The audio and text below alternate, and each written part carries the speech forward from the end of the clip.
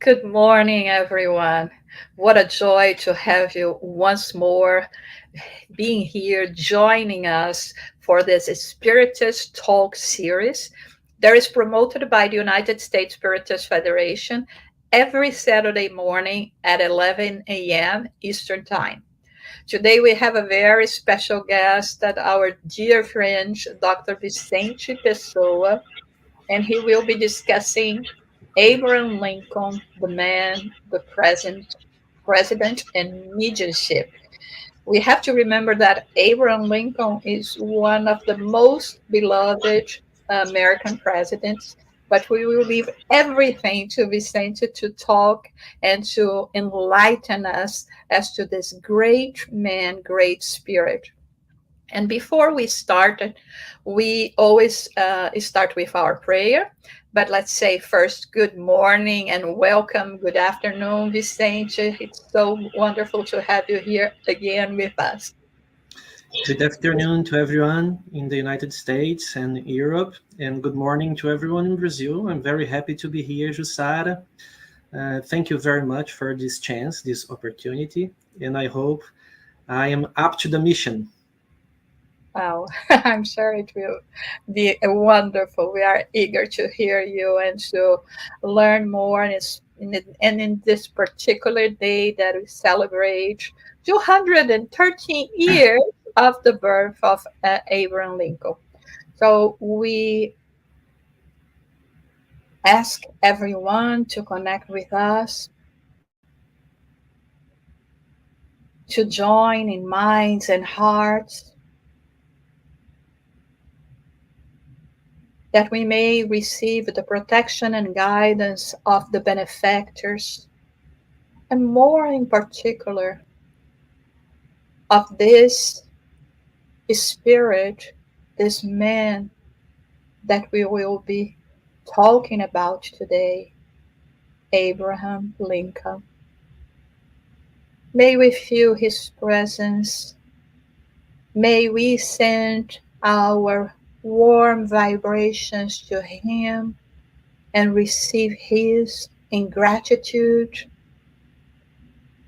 for everything that he has done and for the examples he left to us. We ask more in particular for guidance and protection for our speaker today,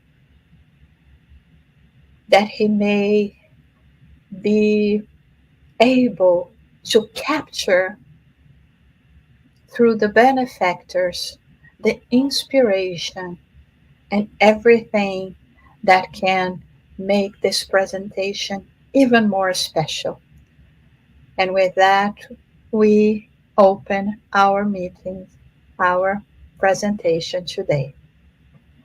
So before we continue, allow me to introduce Dr. Vicente more formally. Dr. Vicente Pessoa is an infectious disease physician and he's current vice president of the Spiritist Medical Association of Goiânia. Thank you again, Vicente, for being here with us. Everyone, please remember to send your questions or your comments. Maybe we will not have that many questions today, but your comments and appreciation words for this presentation. Now it is with you, Vicente. Thank you so much. Thank you very much, Jussara, once more. So it's a great pleasure to be here with you. I'm very happy to have this chance to talk about this great man, this great president. He is well known around the world. He's not important only to the United States, but we believe he has many admirers around the world. So he had a great impact in American life, in American politics, as we are going to see through the presentation. So I have an English as a second language, so I will try my best to be as clear as I can to try to explain some aspects of his life. And I strongly believe it's important for us to talk about his childhood, his career as a politician, his career as a lawyer, so we can understand how his character was built. All those adventures, all those dramas, all those knowledges that he acquired in his childhood, in his family life, in his wedding, they contributed a lot to build his character and the way uh, he behaved and his beliefs as well. So it's very important for us to reconsider those aspects during our talk. And by the end of the talk, we are going to talk about his relationship with some mediums and some spiritual phenomena. And I would like to make it clear that all those informations are written in books and letters that Lincoln wrote himself, letters that his son wrote, and letters that his friends also wrote.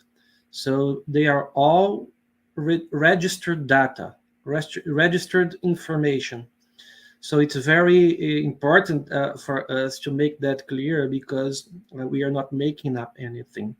So I would like to I had the desire to say that in the beginning of the talk because some people think maybe there are a lot of information about Lincoln's religious beliefs. Was he religious? Was he an atheist? What kind of religion did he follow? Did he actually follow some kind of religion? And what was his way of seeing life according to religious aspects? So that's what we are going to talk about. That, and some authors had exposed that if we could prove that Lincoln had spiritual experiences, contacted spirits, and that those spirits influenced his decisions as president, that would be a great achievement of the 21st century, right? Because that would be so revealing and such important for spiritualism and spiritism, that would be one of the most important achievements and information of the 21st century. The president used to say that he was always guided by voices. He has written letters about that, that sometimes he was feeling that his decisions were influenced by thoughts outside his head. And that's a very important information coming from the man himself, right? The president himself. And he had that written in letters to friends.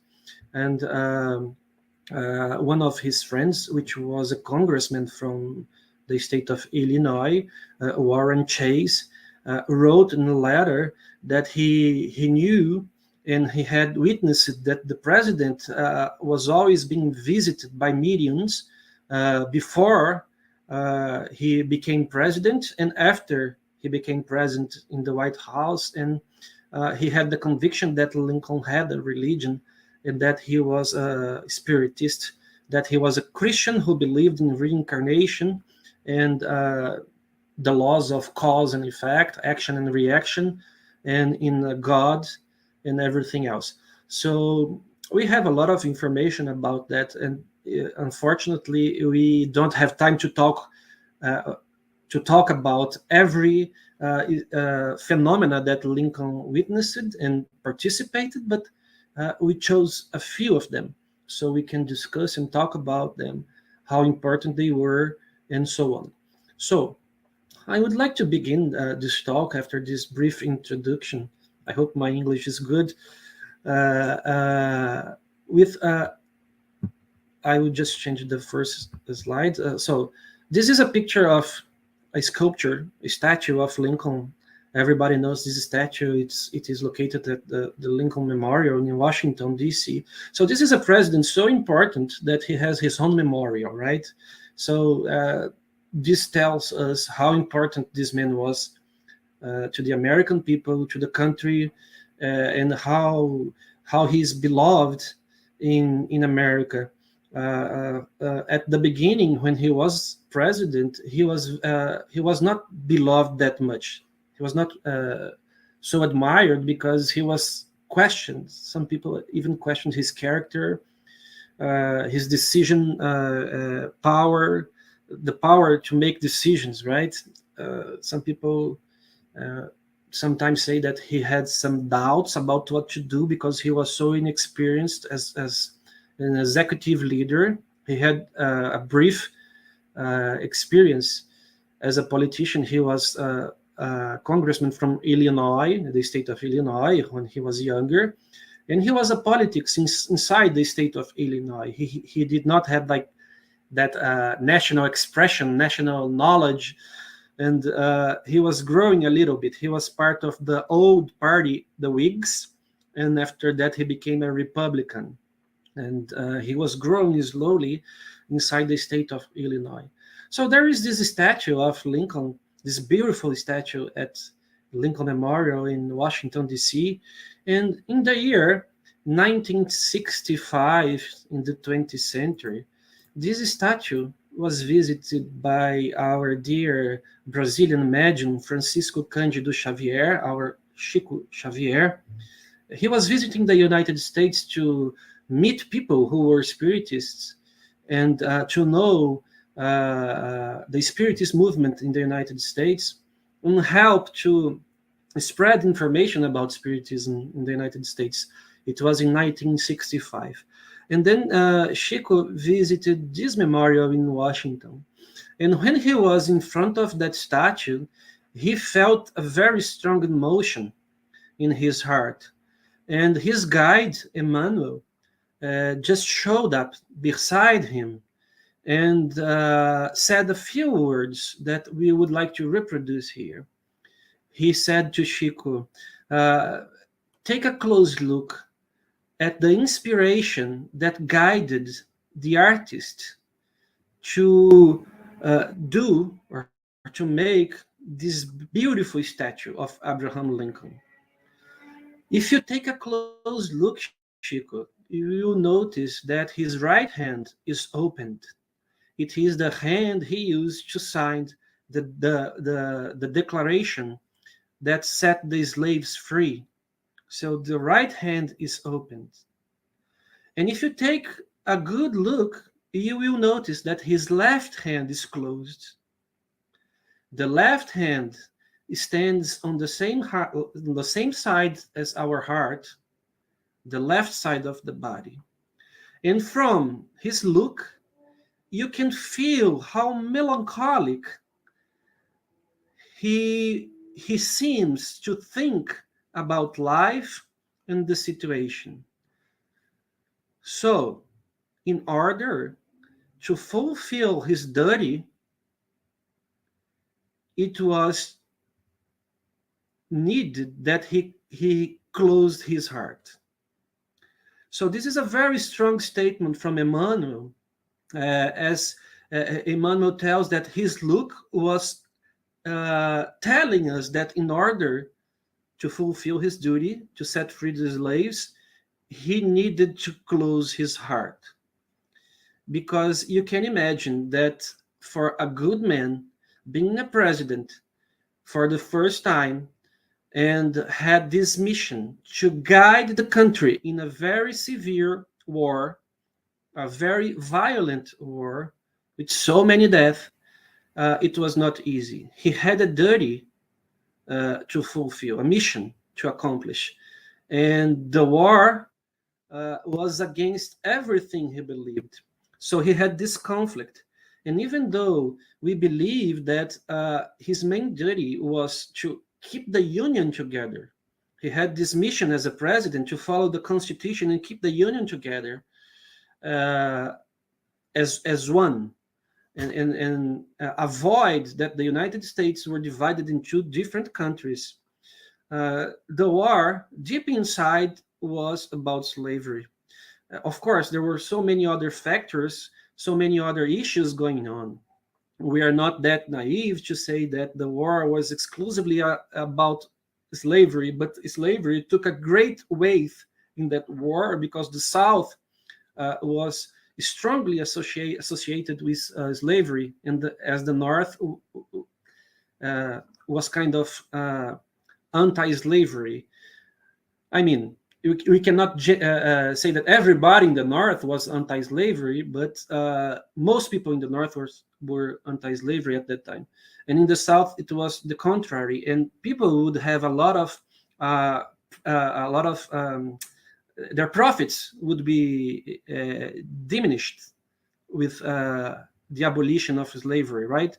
So there was a very complex conflict, and this man was just in the middle of that complex issue, and he had to fight not to betray his beliefs and to keep faithful to the Constitution and to the American people. So let's review a little bit about his life. So Abraham Lincoln, even though he was elected as a Republican from Illinois, he was born in the state of Kentucky on February 12th, which is today, in 1809. So today it is his 213th birthday. So that's why we're here talking about him. And he passed away in 1865. At that time in Europe, in 1857, the Spirits book was first published by Allan Kardec. So Abraham Lincoln died 8 years after the publication of the Spirit book. And he is 5 years younger than Allan Kardec, who was born in 1804. So things were happening at the same time in Europe and in the United States concerning the spiritual phenomena, which is very nice to observe because it goes together with the idea that the universality of the teaching of the spirits, right? It was happening all over the world at the same time with the same information, which is a great criteria for veracity, right? Allan Kardec explained that in his books. So he was born in Kentucky, and here we have a picture of his house, right? Of course, it's a replica of his house in Kentucky, where he spent part of his childhood with his parents, his father and his mother, and we're in his brothers and sisters. We're going to talk about them a little bit because the relationship he had with them influenced a lot his character, and we're going to talk about that a little bit on the next slides. And his parents were named Thomas and Nancy Lincoln. They were from Europe. They were the descendant from Europeans, and if I'm not mistaken, from Englishmen. And they were living in Kentucky, but they moved to Indiana, right? So this is a picture of his father and his mother, Thomas and Nancy Lincoln. We have a lot of different pictures of them, so I chose them because they are together in the same picture. We can see them. I'm not sure if he looks like them. I see on his face some characteristics of his mother, and of his father as well. So I think he's a mixed of both of them physically, and he was a very tall man. And when we talk about his physical aspect, he was a very tall man, and he used to walk like in a clumsy way.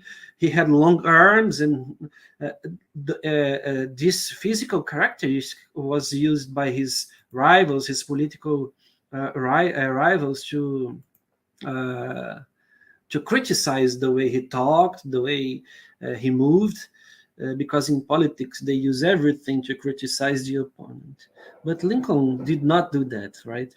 He was a good man, and we are going to talk about his greatest rival, Stephen Douglas, in a few minutes. So those are his parents.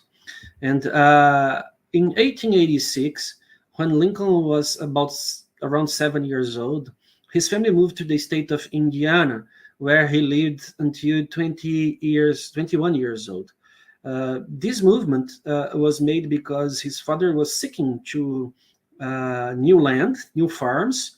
He was eager to accumulate land and farms, so he had to move to Indiana, where he thought he had more opportunities to accumulate land, and also because the state of Indiana at that time was a little bit more anti-slavery than the state of Kentucky at that time. So his parents were seeking to have a little bit more of peace at that state.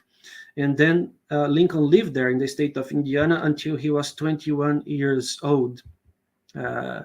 So his relationship with his father was not a very good one. I mean, it was not a bad relationship, but his father was not that model of a father that he would expect or he would want a father to be. And there are a lot of evidence of that in the literature, in the books, and there is this letter that Lincoln once wrote to a friend, where he says that owing to my father being left an orphan at the age of 6 years in poverty and in a new country, he became a wholly uneducated man, which I suppose is why I know so little of our family history. So this letter, Lincoln tries to bring the idea that he did not talk too much with his father about their family, about their antecedents from Europe.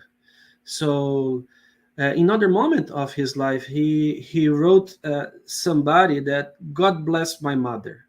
All that I am or ever hope to be, I owe to her. So he does not mention his father as a model to the construction and the building of his character. As we read his biographies, there was a kind of a conflict there, maybe a silent conflict, right? But there was. Lincoln was following his father frequently to church, and his father would not allow him to talk about the what he learned in church, to preach, right? To preach to other kids what he learned in church, because when he okay, so I was reading some messages here, so I lost a little bit of my focus. So when he visited the church with his father, he memorized what the priest was saying, and he loved to repeat that to other kids. So he studied the Bible since he was very young, and he used to use those parts of the Bible, those phrases, in his speeches, even as an adult, as president. He mentioned big parts of the Bible by heart. He had this great memory, and he loved to read, as we're going to see. And at other moment of his life, he would clearly say that his conflict with his father was around his passion, his love for books, for reading, and for studying and learning, because Lincoln was a very hungry reader. He loved to read everything, and he was a self-taught person. He would learn many things by himself, only by reading and researching, doing his own work on that subject. And his father was against that. His father wanted him to work, to take his axe and work with the woods and make money for a family. And Lincoln was not fond of that idea, even though he understood that he had to do that to help his family. So he had this conflict as well. I want to learn, I want to study, but I also have to work, and my father picks on me.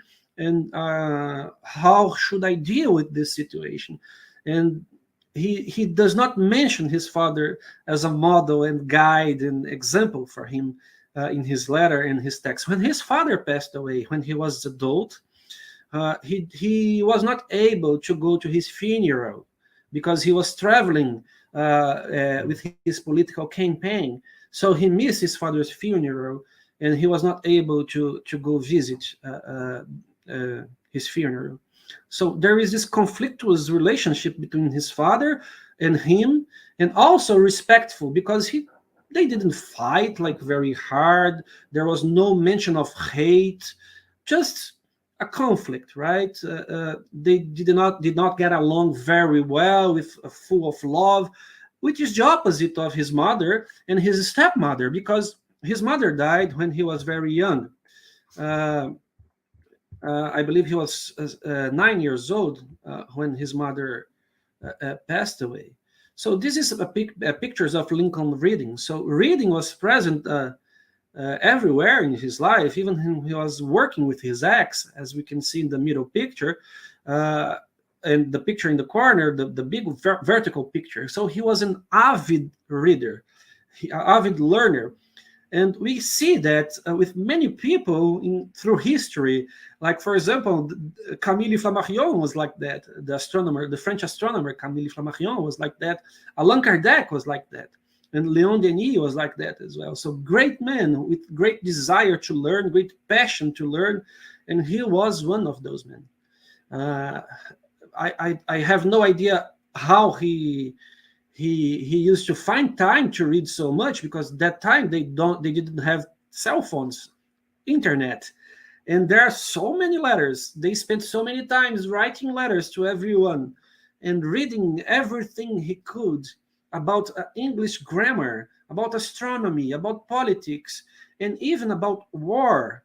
He became a very good war strategist, because he could not question his generals during the Civil War, because his generals would tell him that he did not understand about war. So he changed that. He was studying about war strategies and war politics, and he became a very good specialist in war strategies, even sometimes surpassing his generals with his ideas and his capability of decision during the war. So he was very interested in knowledge, and we can see that through his whole life. He was always reading and learning, and that's very amazing for a man who went to school for the first time with 10 years old. He had to wait until he was 10 years old, and his teachers at Indiana would say that he would love to read, and there were not enough books in Indiana to end his hungerness for reading, right?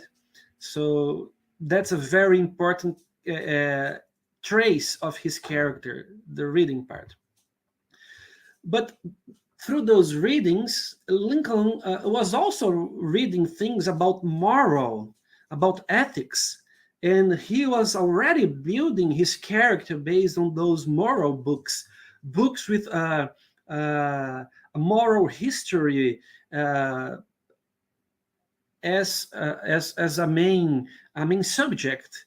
And we compare that to the Good Samaritan in the Bible, which he knew by heart. That passage we can find in the Gospel of Luke, a very beautiful passage of the Bible, which is very well analyzed and studied by Emmanuel in his work. We can see many chapters of books of Emmanuel talking about different aspects of that passage about the Good Samaritan. And we can see that those moral books that Lincoln read when he was young really changed his character in the way he saw life. Because one day when he was a teenager, when he was living in Indiana, he was coming back home with a friend at night, and it was really cold. And actually, they saw something on the mud, and they at first they could not realize what it was. And when they got closer, they realized it was a man that had drunk so much. It was very drunk, and this man fell in this mud, and he was freezing and he was going to die. And him and his friend, actually him, because he was so big and so strong physically, he took his man on his shoulders and he carried that man to a safe and warm place. They built a fire, they feed the man, they gave the man water, and his friend went home, and Lincoln stayed with that man through the whole night. So he has his passage of the Good Samaritan in his life, like as a teenager.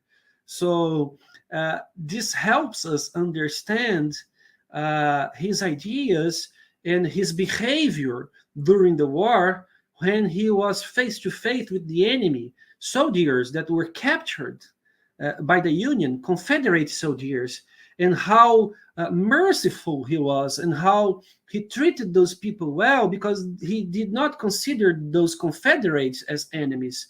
He considered them as brothers that were wrong in his ideas. And we have a lot of evidence of those situations in the text. So I'm going to read this one because I think it's very important for us to understand how Lincoln treated his enemies. I think this slide is a little bit out of configuration, but we can follow me if I read very slowly. So one day when Lincoln have heard that there was this teenager soldier which was in the Confederates army. He was only 16 years old, and he was going to be executed for treason.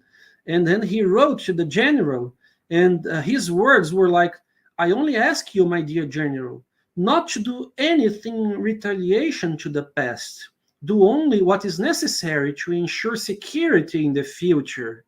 And let me remind you that we are not fighting a foreign enemy, but our own brothers, and that our aim is not to destroy their spirit, but only to regain their former loyalty. Conquer by kindness. Let that be our policy." I mean, I have to ask this. Have you ever seen a commander-in-chief so merciful like that? Have you ever seen that in other conflicts, in other wars through human history? So he did not want to destroy or kill the enemy.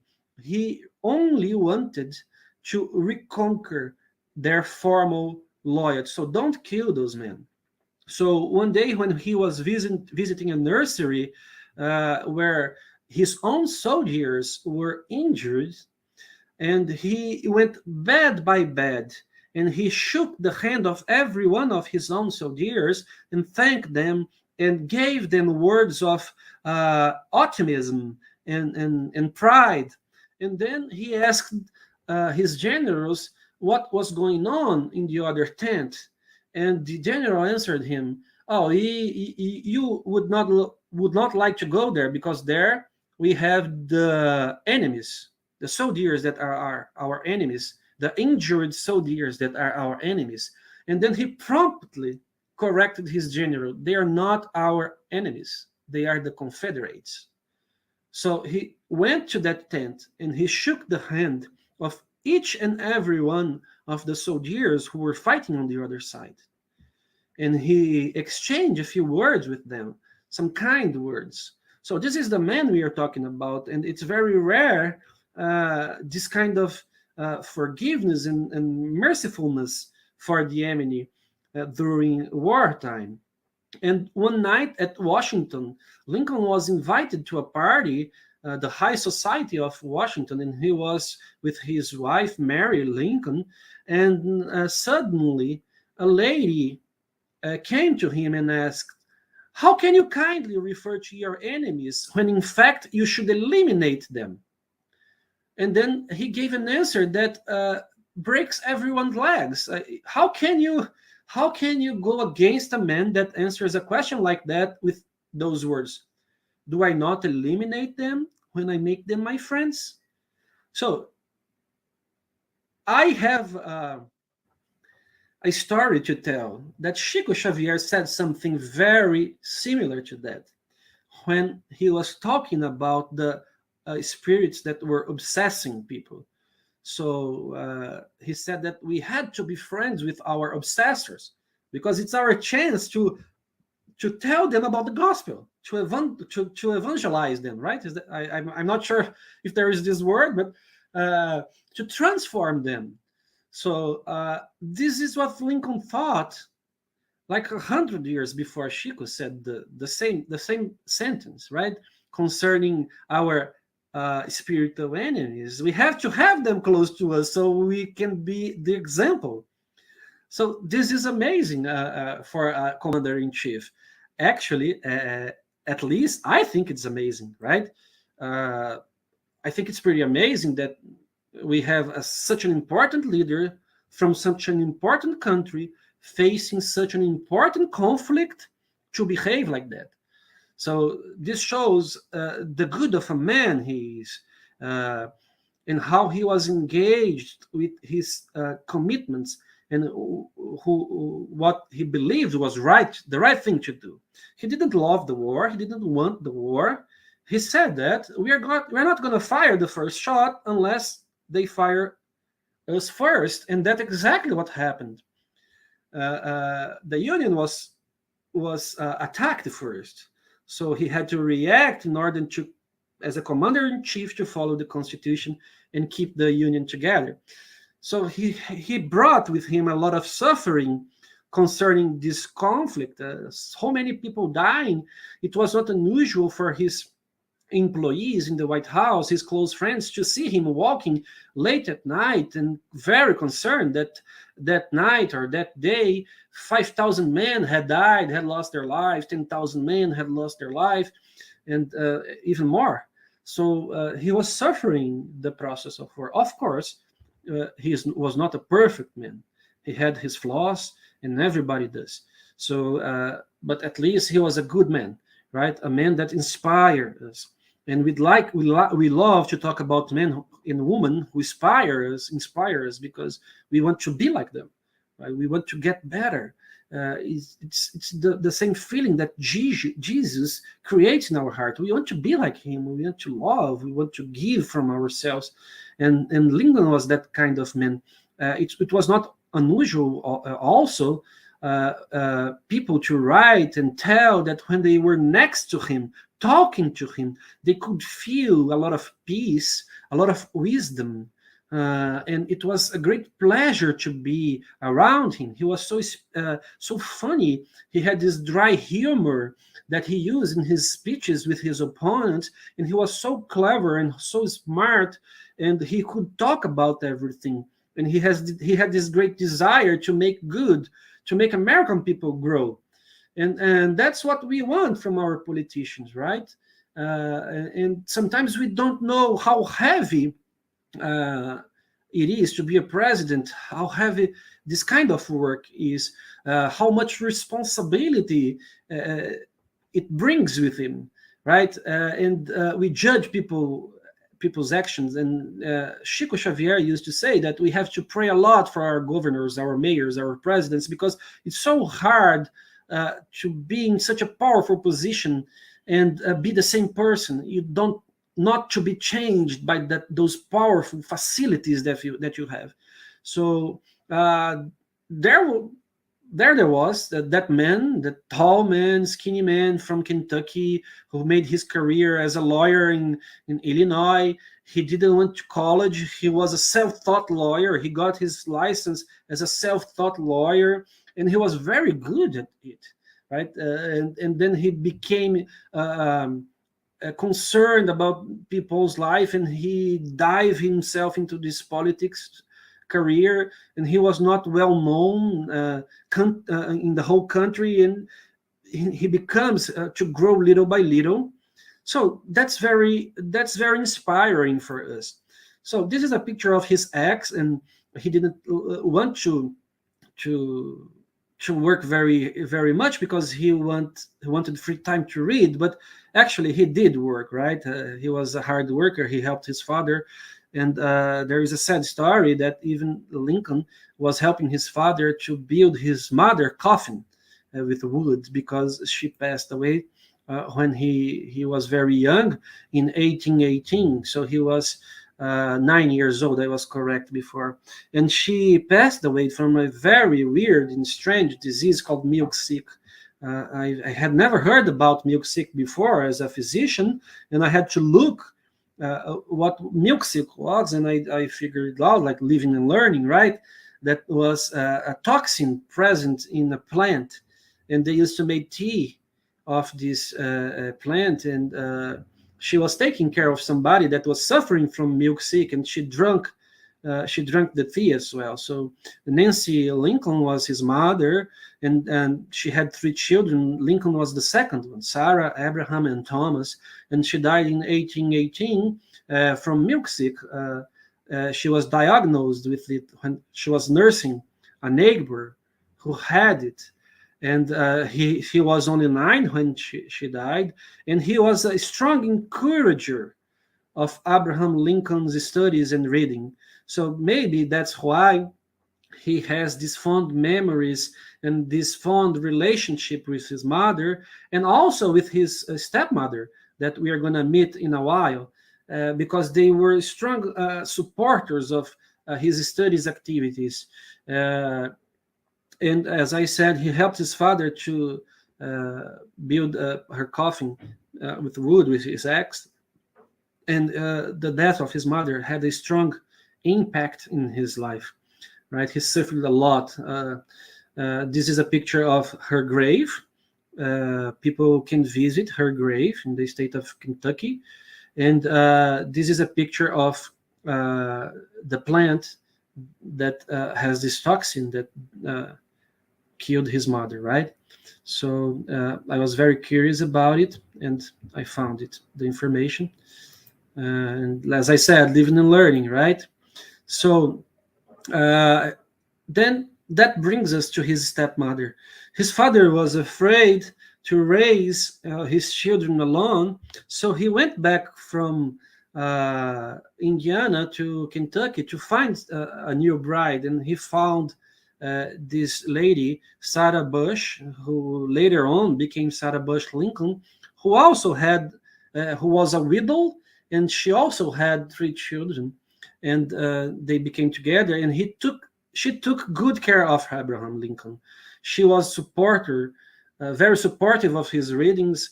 She used to help him with his clothes, and when he say good words about his mom, sometimes people don't know who he's talking about, his biological mom or his stepmother. And when Lincoln passed away, somebody went to her house and told her that Lincoln had been assassinated. And she said, she looked at the sky and she said, I knew he would never come back after his career in politics began. I knew that. I had that feeling in my heart. So they had a very good relationship, and they kept in touch for his entire life. So this is a picture or a painting of his stepmother, and this is a phrase that she wrote in a letter. I can say what scarcely one woman, a mother, can say in 1,000. And let me just find it in here so I can read it for you. I can say what scarcely one woman, a mother, can say in 1,000, and it is this: Abe, it was his nickname, right? Never gave me a cross word or look, and never refused to do anything I requested him. So she recognized that he was a good man to her, and he also recognized that she was a good stepmother to him. And that brings us to that nickname, Abe, right? So Lincoln is known for many nicknames: Father Abe and Honest Abe, which is the nickname I want to bring to our conversation, Honest Abe. And that's a very important nickname because it shows one more of his character traces, right? He was extremely honest man. There is a story that Lincoln walked miles and miles only to return to a client a few dimes, a few cents of coins because he had forgotten those coins in the store he was working at the time. And he had a small business when he was younger with a partner, and that business was not going very well, and they had to close the doors, but they had a lot to pay to his I don't know the word in English, right? Os fornecedores, right? He had a lot to pay to his the people who sold them the products they were selling, right? And he vendors, right? He had a lot to pay to his vendors, and he spent like many years paying them bit by bit until he could pay all his debt. And that's very important because some of his political rivals will note that aspect of Lincoln's life, and we are going to see that in a few minutes.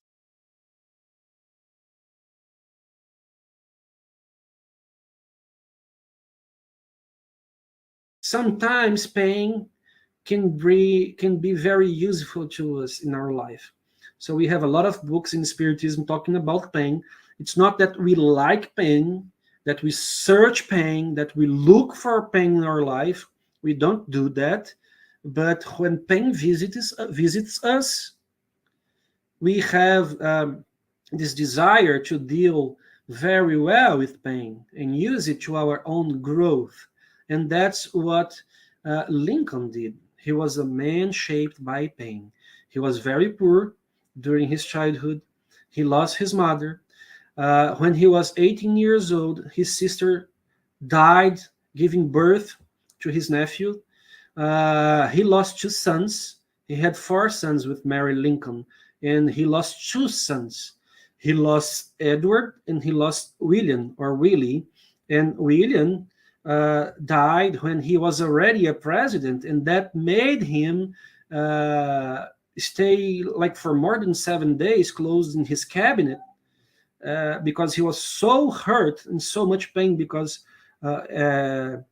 Willie had passed away during his presidency, and he didn't know how to act, how to behave, and that was terrible, terrible times for the Lincolns in the White House.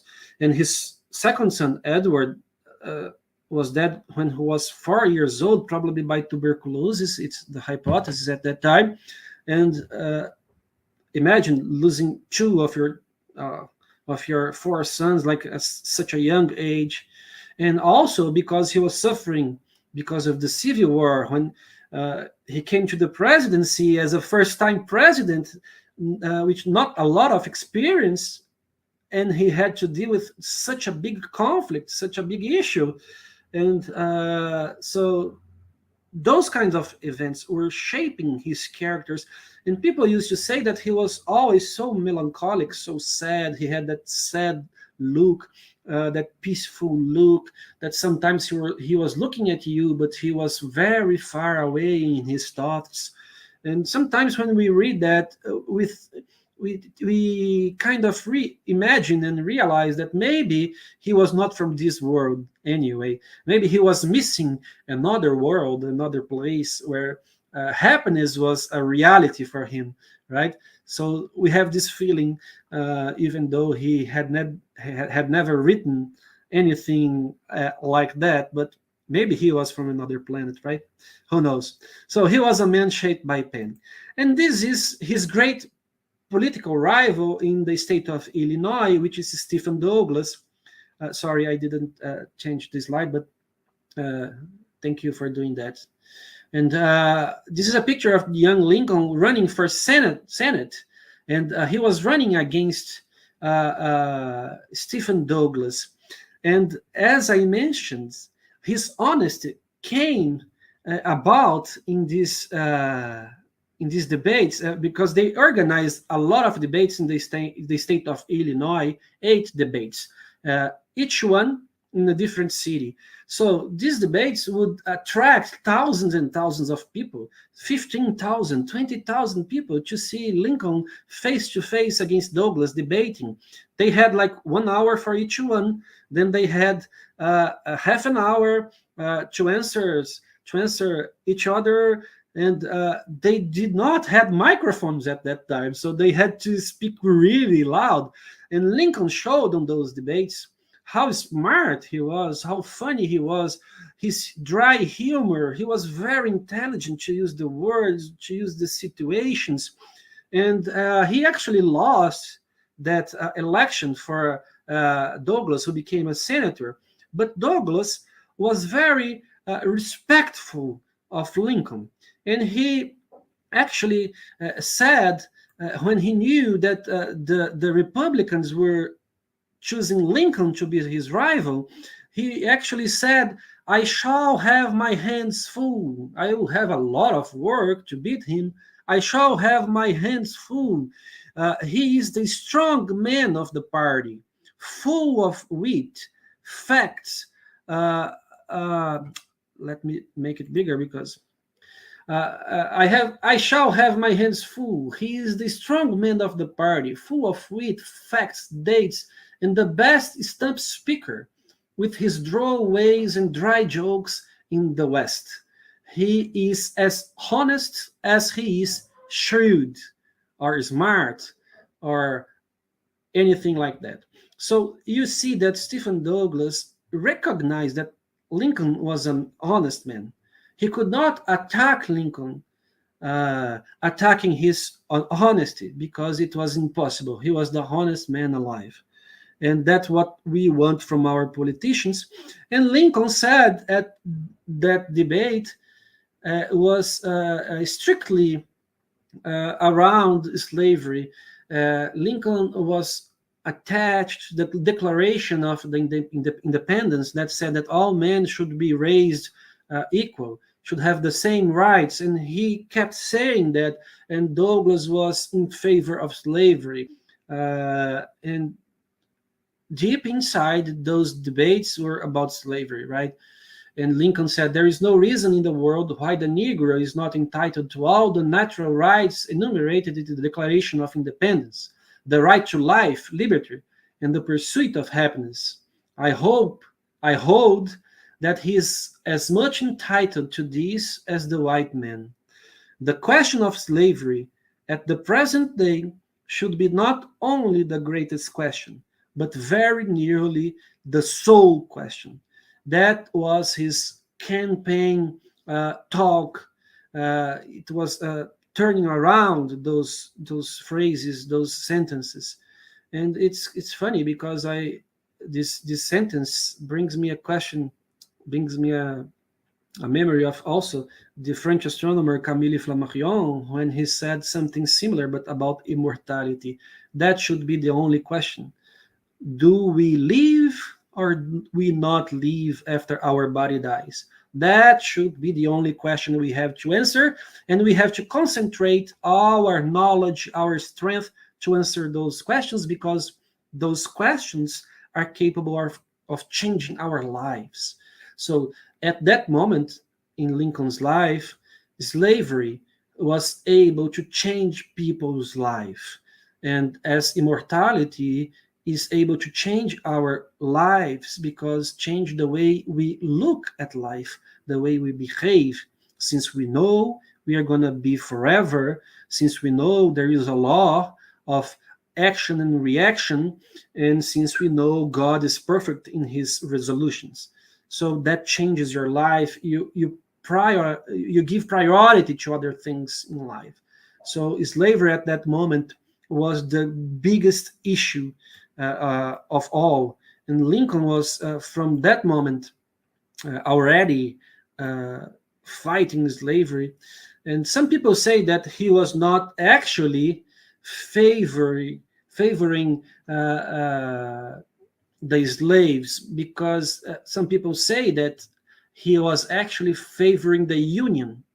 He wanted to keep the country as one. And in order to do that, he understood he had to free the slaves. But his sentences tell us otherwise. So, in his life, there was otherwise. I believe that he really believed that all men should be raised equal and have the right to pursue happiness and be free. I really believe that after everything I read about him. So On the next one, we are going to say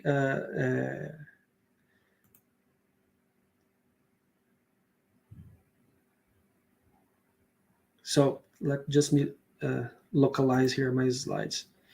So those debates were very famous, and Lincoln lost. So Douglas was made senator, and Lincoln was not made senator. But later on, he ran for president. He was selected from the Republican Party to be running for presidency, and he won. Right? It was a surprise, actually, that he won. But now I'm going to change the direction of this talk to the religion aspects of Lincoln's life, and we are going to talk about mediumship and everything else. So I think I still have free time to do that, right? So I think I still have like at least 20 minutes, right, to talk. So let's do that. So was Lincoln religious? Did he have a religion? So we have reports that he was already being visited by mediums and watching physical phenomena in before he was president, and he had this very strong sentence, this very strong saying that also shows that he was never attached or linked to any religion in particular, but also showed how good of a man he was. I will never join any church, as I find it difficult to admit without mental reservations the long, complicated statements that characterize the articles and professions of faith of Orthodox Christian doctrine. When a church inscribes on its altar as the only qualification for membership of its members the synthesis of the law and the gospel offered by Jesus, love the Lord your God with all your heart and mind, and your neighbor as yourself, this church I will join with all my heart and with all my soul. So he was not concerned to be classified as a Catholic, as a Protestant, or spiritist. He wanted to follow the good. He wanted to follow love. And that's a trace of good men. We also see that in Mahatma Gandhi as well. He was interested in good, in doing good to people, in helping people. And he met this little lady called Nettie Colburn Minard, who later would write, we can just, the next slide, please. I'm forgetting to pass my slide, so I'm sorry for that. So he met this lady, Nettie Colburn Minard, who later wrote a book, Was Abraham Lincoln a Spiritist? You can find that book in English and in Portuguese. We're going to talk about that book in a few minutes. So he met that lady who was a medium, and her story is very similar to the story of the Fox sisters. When she was a child, she would hear and listen to these noises, strange noises at her house, and they didn't know exactly what they were. And later on, she would fall in a deep trance and say things that she was not able to say with her own knowledge. And she could not remember what she had said, and people had to tell her, you said this, and that. And they figured that he was under the influence of other intelligences, other minds, and they began to read about that and study about that, and they understood that she was a channel between people who were dead and the living ones. And then that became very natural to her. She was invited to many people's houses to make those sessions and talk with them, influenced by the spirits. Arthur Conan Doyle, the great writer from the British people, he used to call her the Joan of Arc from the Spiritists, because she was so prophetic in what she was saying. And one day, in one of those meetings in somebody's house, she was in this trance, And the spirit said that she had to go to Washington, D.C. to talk to the president in order to tell him he had this mission to free the slaves. And when people told her about that, she could not believe that, because how could I have access to the president? I have not, I don't know anybody in Washington, D.C. I don't live in Washington, D.C. I live in Connecticut. And she forgot about that. Time passed and she completely forgot about that. It was 1862. Lincoln was already president. He became president in 1861. And then one day, her brother was in the army of the Union. He was a soldier of Lincoln's army, and he was hurt. He had a severe injury, and he needed a license to go home. And the doctors at the army were not giving him this license for bureaucratic reasons. It was taking so long. And then she talked to friends, and she decided to go to Washington, D.C. to visit the Department of War to try to fight for a license for her brother. And then that's when and how and where the spirits make their move and take their chances to put the two characters together, right? So one night she was invited to a meeting at some lady's house.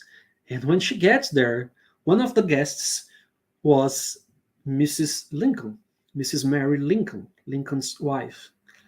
And at that meeting, she was in trance and she talked about many things.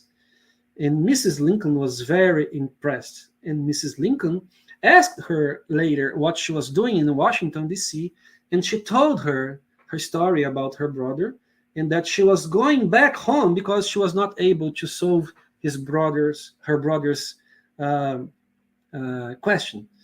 And then Mrs. Lincoln made arrangements for her to stay a few more days at Washington and helped her with her license for her brother, and asked her to stay a few more days in Washington, D.C.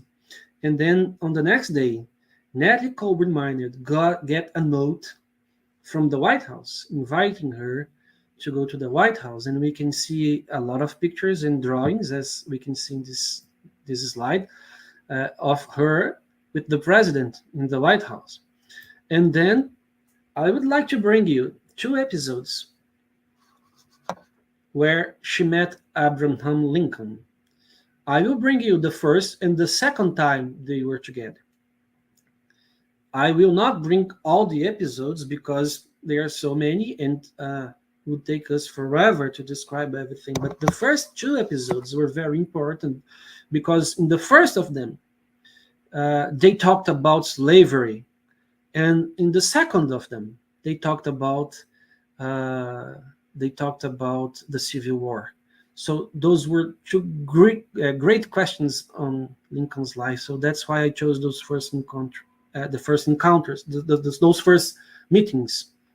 So in the first encounter, she was at the White House, and Mr. Lincoln, the president, was not there at that room, but Mrs. Lincoln was there.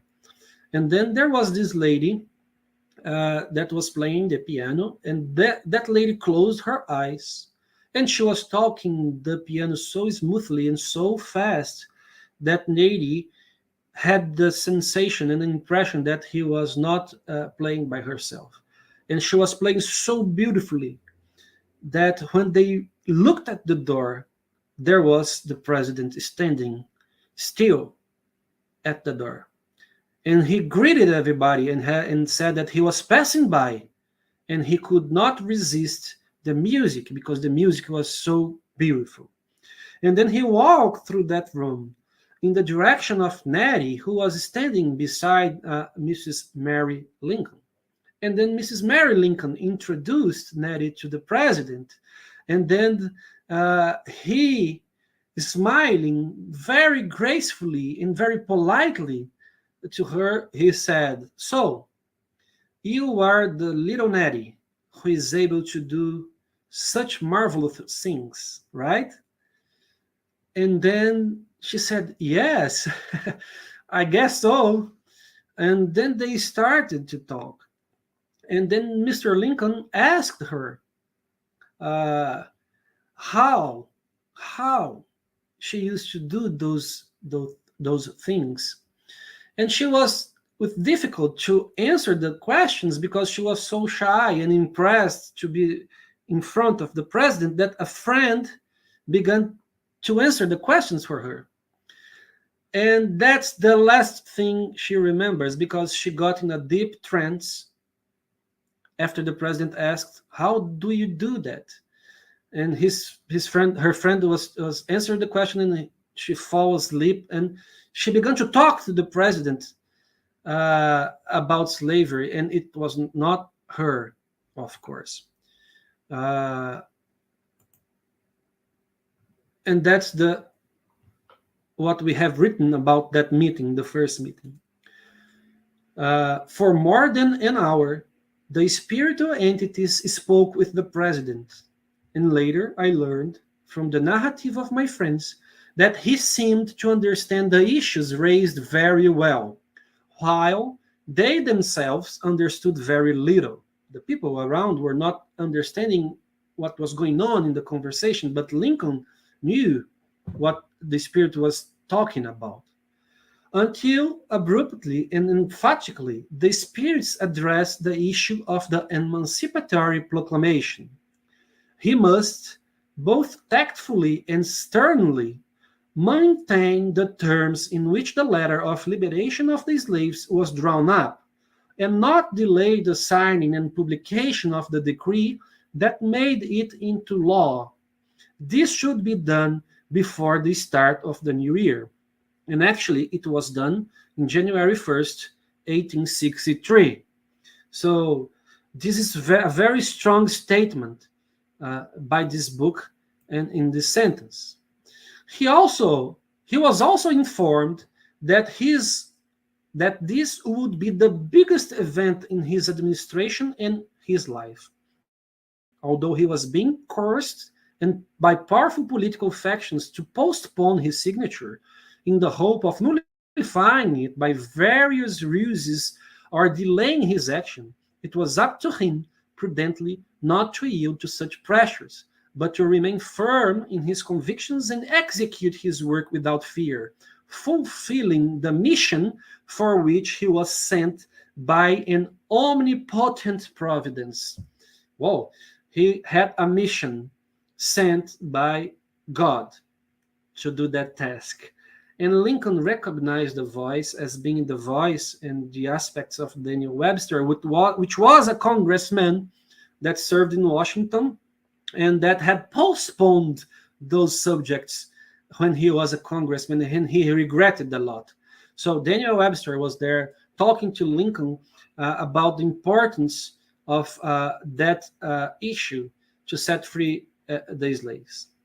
And then people began to ask Lincoln, when Nettie wake up from the trance, about, was that true? Was he suffering pressure? Was he suffering political pressure from opponents who wanted to postpone the declaration? And then the president answers, "Since we are among friends, and in these obvious circumstances, I must say that the question is entirely pertinent. I rack my nerves and drain my strength to resist this pressure." And then he turned his attention to Nettie, to the medium, and he said, "My girl, you are gifted with a faculty as rare as it is singular. But that is from God. I have not the slightest doubt. I thank you for being here tonight. What happened here is more important than perhaps any of the people present can understand. I must go now, but I hope to see you again." And those were his words to her. And actually, he saw her again. That was the second meeting. And that's a very, very curious meeting and very interesting meeting, as we shall see. So Nettie was invited to a house in Georgetown in order to make those spirit session. And it was Mrs. Lincoln that organize this meeting in some friend's house in Georgetown. And before she was there, Mrs. Lincoln, Nettie was already there, and she got in a deep trance, and a spirit said he wanted to talk with the brave big man. This spirit usually referred to Lincoln as the brave big man. And that's a funny story because Lincoln was not supposed to go to that meeting. Mrs. Lincoln was preparing to leave the White House to go to that meeting, and Lincoln was just leaving his cabinet, and he asked her, where are you going? And she said, I'm going to watch a spiritist session at Georgetown. And then he said, wait for me, I want to go along with you. And then he took his hat and his coat, and they went together. And when they arrived there, the host said, welcome, Mr. President. You were being waited here. And then he asked, how? I just decided to come 5 minutes ago. How I was being waited here? Because the spirit said that you were supposed to come here. And he was very impressed. And then he met Nettie again, this medium. And Nettie, when she was in front of the president at the second time, she asked him if he could give her 1 minute of his time by the end of the meeting, because she wanted to ask him to intervene for his brother, because the intervention that we saw before was not helpful. And that was her purpose, asking the president that question. And the president answered, yes, sure, of course, I will give you 1 minute, but is there anything else you want to tell me tonight? And then she said, actually, I don't, but maybe other people would like to tell you a few words. And then she got in this deep trance again, and she started to talk to him about the troops in the front. And the spirit told him that the situation in the front was very precarious, like very fragile. And the president had to go to the front to visit the troops in order to give them this injection of optimism, of courage, in order to give them this example. And he should travel with a few people, under-noticed, only with his wife, his children, and a few more people. In case he did that, the war would be won. The troops would be revigorated. So Lincoln's answer to that quest was, so it will be done. And here we see the picture of Lincoln in the front with the soldiers. And that was a turnaround in the war. And they actually won the war. And that was very important. So two of the most important aspects of his presidency, the slavery and the Civil War, had direct influence from his encounters, his meetings with this lady. So Lincoln had the dream one day that he left his body and he was walking through the alleys of the White House, and he was hearing those people crying and crying very strongly, and he could not see the people who were crying. And then he entered the room and he saw a body in a coffin surrounded by soldiers. And then he asked for those soldiers, what happened? Who is dead? And then the soldier answered him, the president was assassinated. And he told these dreams to Mary Lincoln, his wife, and a few friends, and they were very impressed. Mary was very impressed. Lincoln had this, I would say this word, but I'm not sure if it's exactly what it was, but he has this obsession with dreams. He knew all the Bible's passages that were referred to dreams. And he dreamed that the president was going to be assassinated, and he was very sad about it because he was the president. So he kind of felt that something was going to happen. He also had other dreams in the past where he was visited by angels, and the angels used to tell him that he has this duty and this mission to free the slaves. So this is a kind of mediumship. So we studied that in Spiritism, that this is a kind of mediumship. He was very sensible to dreams. And this is a picture of his funeral. That's the body in the coffin, surrounded by soldiers, in the same room, the Orient room, that he had the dream. So that was very prophetic from his part, and he kind of realized, and some people say that maybe he really realized he was gonna be assassinated, right? And strangely as it could sound, maybe he was okay with that, because he deep inside he knew that maybe his mission was to free the slaves and end the civil war. And on the day that he was assassinated, he got the good news that the war was over. His opponents took the white flag, and they were negotiating the redemption, right? The surrender. They were negotiating the surrender, and he was very happy. He even told Mary Lincoln that he had this great desire to visit Jerusalem.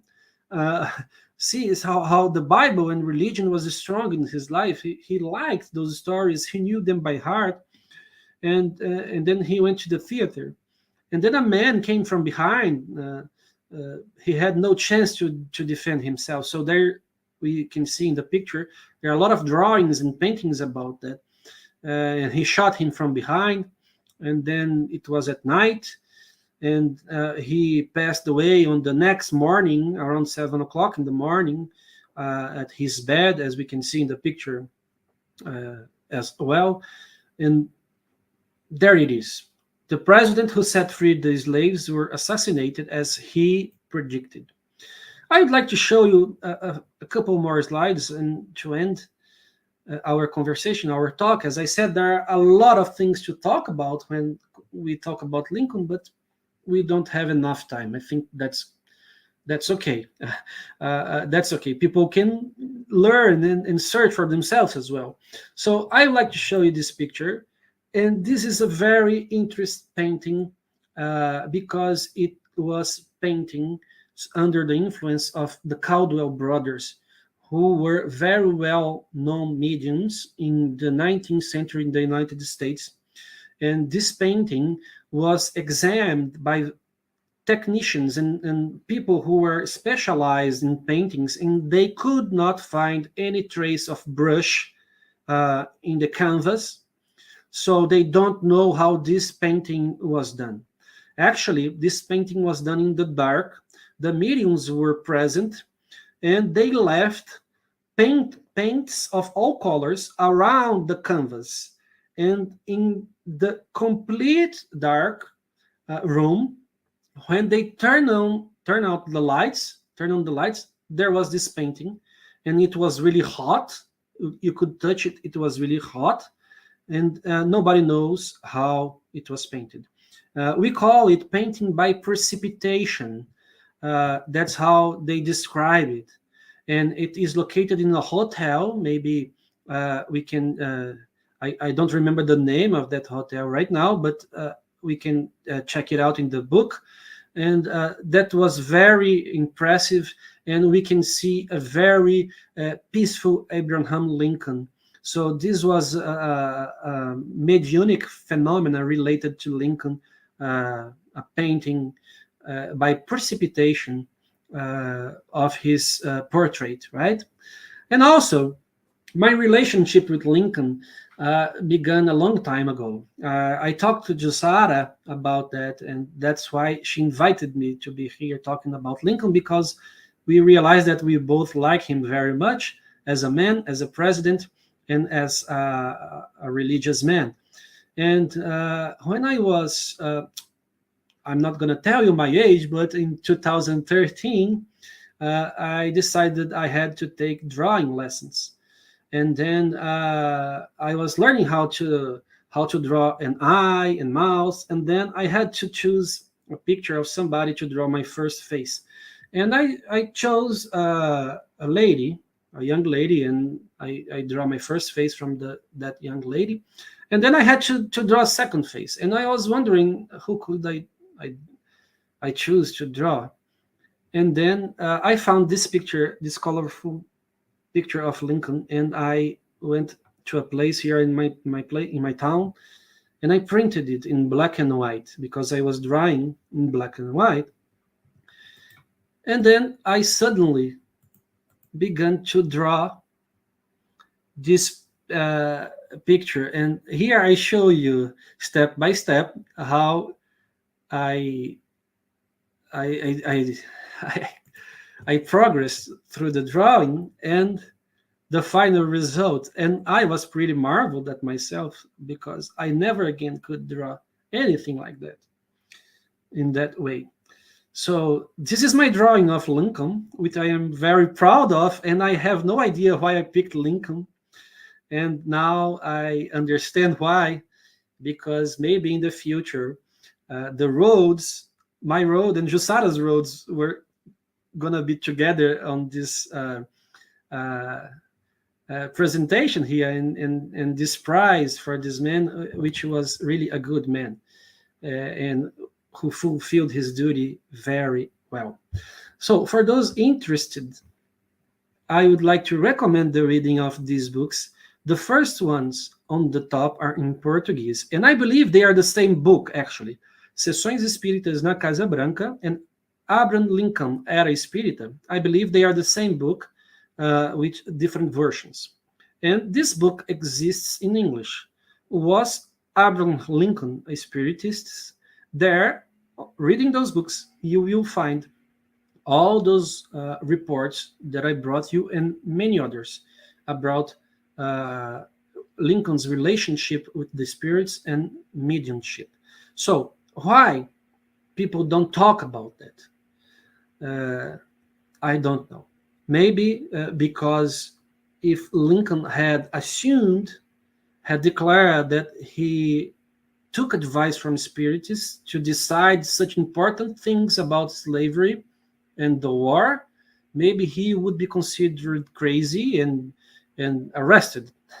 And on the other hand, we cannot deny that he had contact with those mediums and was strongly influenced by those mediums. So I hope my English was understandable, and I am very thankful for this opportunity to be here, and I thank you all for your attention.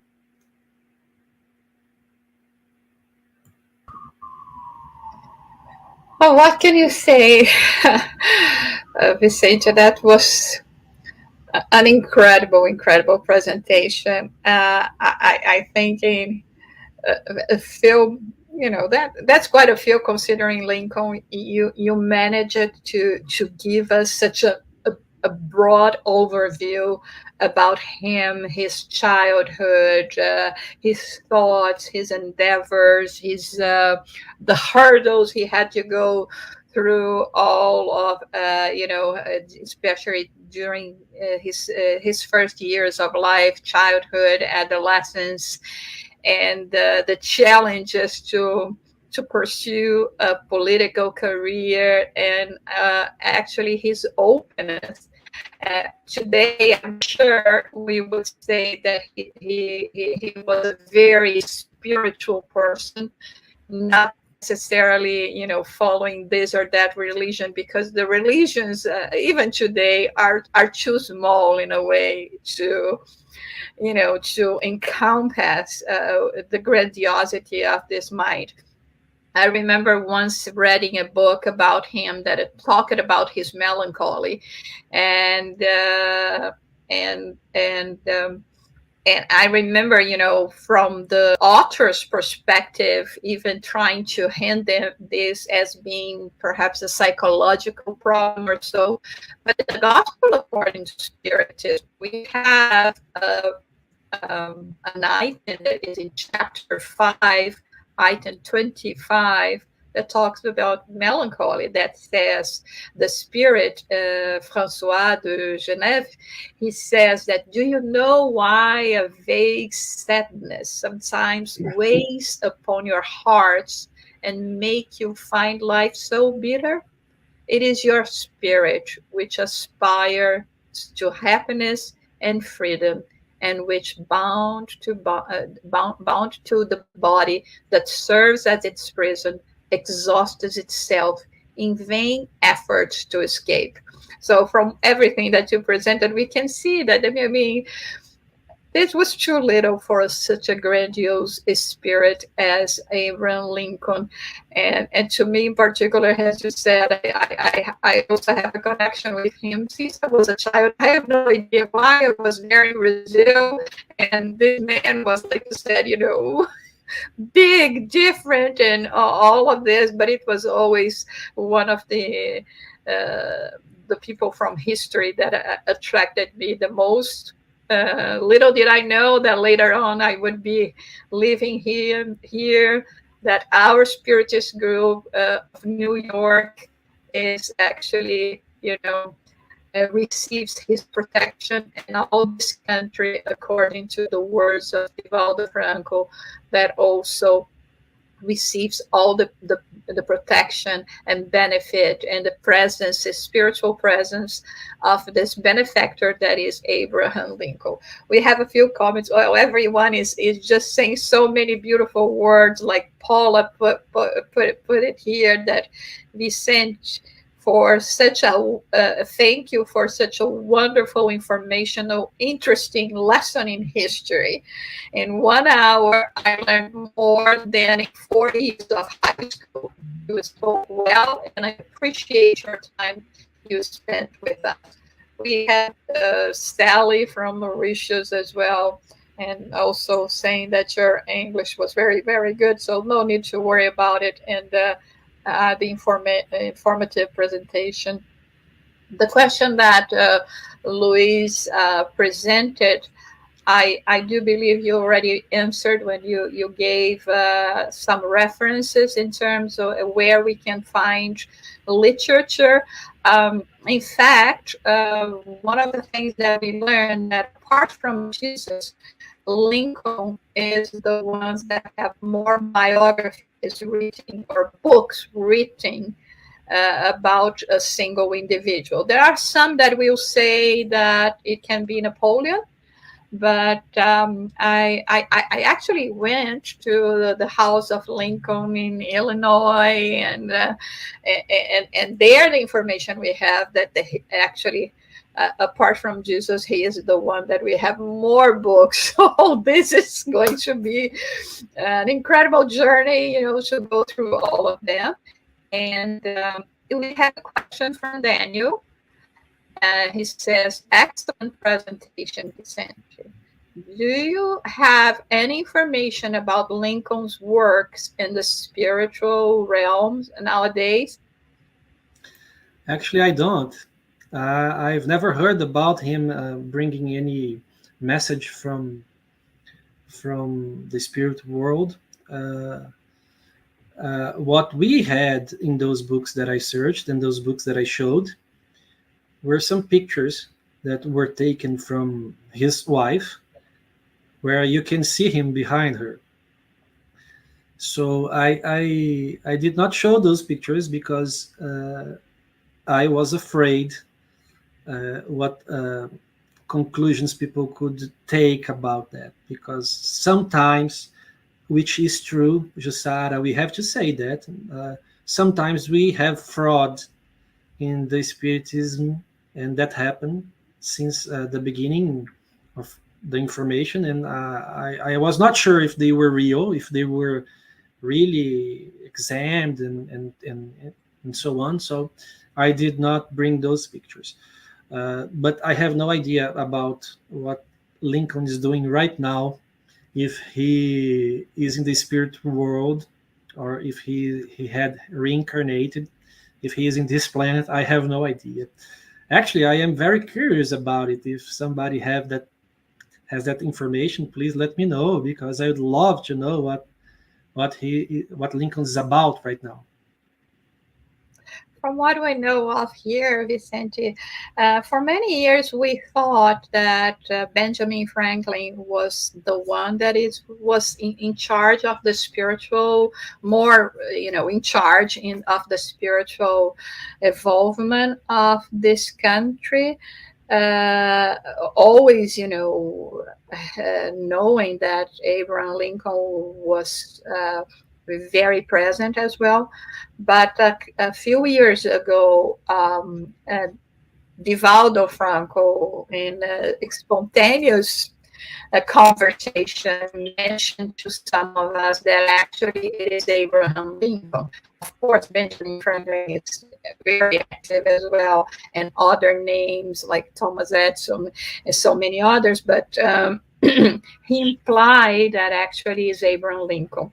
I myself received a communication from him many years ago, and it was a very beautiful communication where he even used some terminology that would say that now he was engaged in, referring to his life on matter in the freedom of the spirit, so in the liberation of the spiritual aspects of life, and many others here in the U.S. have been having this more direct approach with him. So, but like I said, this is totally and. But we are sure that he is very, very involved here in this work that we are doing, connecting with all the spirits that we know that have been working in this area to liberate us all over the world. Yes, go ahead. I have the book that I showed here, one of them, right? It's in Portuguese, right? And it's published by Editora O Clarim, right? Mm-hmm. Maybe they have that newer version who has Lincoln on the front page.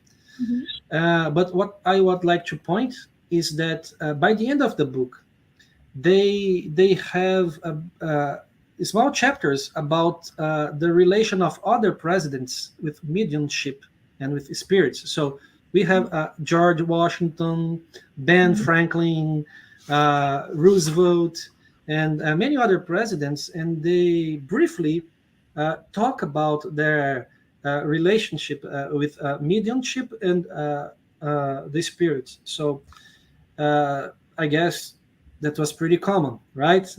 Truman and so on. So it's worth reading this book, right? The very instructive book on how especially Lincoln and all the other presidents were guided by those kind of information. Yeah, the in English is Spiritist Sessions in the White House. I think this is the title for those who would like to look for this into English. And we have the comment from Yasko. Hi, Vicente. Very good talk. Lincoln, being contemporary of Kardec and avid for information and eager to communicate by letters, as you said, did he communicate with Kardec? Well, I have no knowledge of that.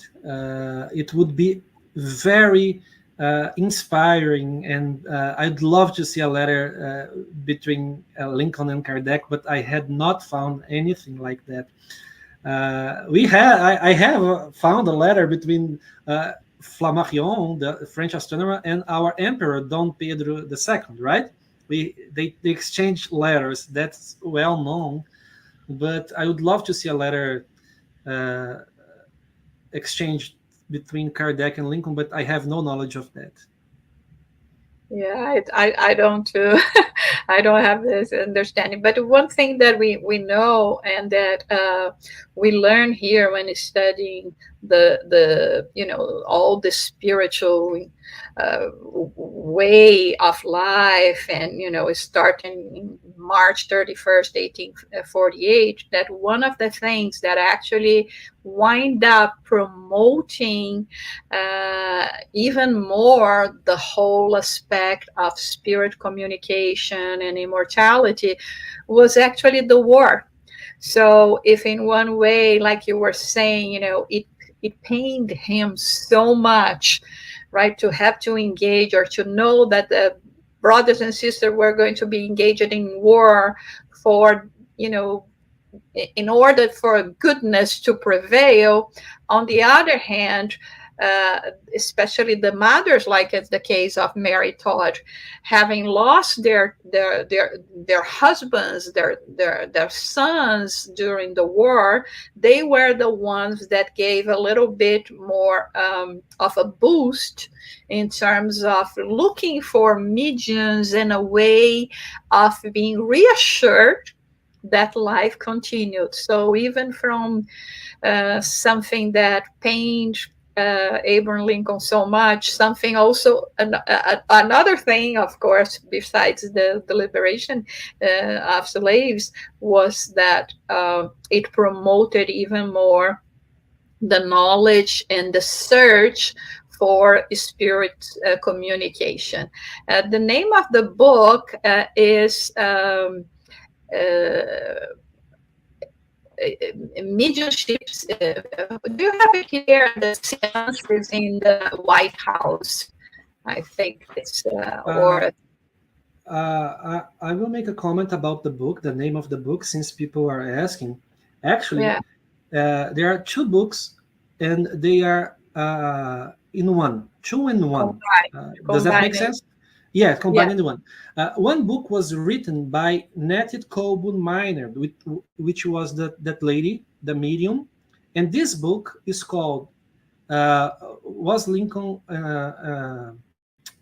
I have the picture here in my slides. Spiritualist. Yes. Was Abraham Lincoln a spiritualist? Is that one on the lower part of the slide? Was Abraham Lincoln a spiritualist? This is one book. It was written by her. And this book is inside the book Sessões Espíritas na Casa Branca, which was written by Wallace Leal Rodrigues. So he combined the things that he wrote with her book, right? So he brings more information, and her book is inside this book. That's why I think those books on the top are the same one. Abraham Lincoln Era Espírita, because the comments are made by Wallace Leal Rodrigues. So I think Sessões Espíritas na Casa Branca and Abraham Lincoln Era Espírita are the same book. So I hope, Adriana, I made myself clear, right? So if you buy this book, you're going to read Was Abraham Lincoln a Spiritualist? Because it's inside here, okay? I'm looking here in the White House. So let's see if I can find it. Because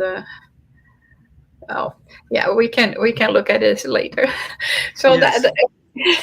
But we already have at least the name of this other one, that other book from Nettie, and like I told you, there are thousands and thousands of books about Lincoln, not specifically talking about his spiritist encounters, but about other aspects of his life. So Vicente, that was really very inspiring. I know that you worked very hard in your research to bring this presentation, and also accepted the challenge to have to speak in a different language, which is not as easy for us who are not native in the language, and using spiritist terminology. That it's another issue. And we are very, very grateful to you. It was highly appreciate it, and I think you really made Lincoln very proud today with your work and with this remembrance, and happy with the remembrance that we are all having here with this opportunity to thank him for everything he did in life on earth and now life as a spirit. So if you have any final remarks before we close, please, I don't know if you have any final remarks that you would like to say. Or No, I just would like to thank you again for this opportunity. It was very important for me personally. I spent the month of December, the whole month of December, researching and reading, and it was very important for me personally. And I would like to wish Mr. Lincoln a very happy birthday. that's wonderful. And before we end our presentation, let's remember, first of all, thank everyone for that. We stay tuned with us. And remember that tomorrow we will have, we have started this course, Initiation into Spiritism. Tomorrow is going to be our fourth lesson. Is to Beatriz Lopez is going to be giving this talk to us about love of God and neighbor, where she's also going to mention the parable of Good Samaritan. And so it's for each and everyone. The following week, next Saturday, February 19, we will have our friend Humberto Schubert, which is a philosopher. He's going to be talking about freedom of conscience. So stay connected with us tomorrow at 10 a.m. Eastern Time, and next Saturday again at 11.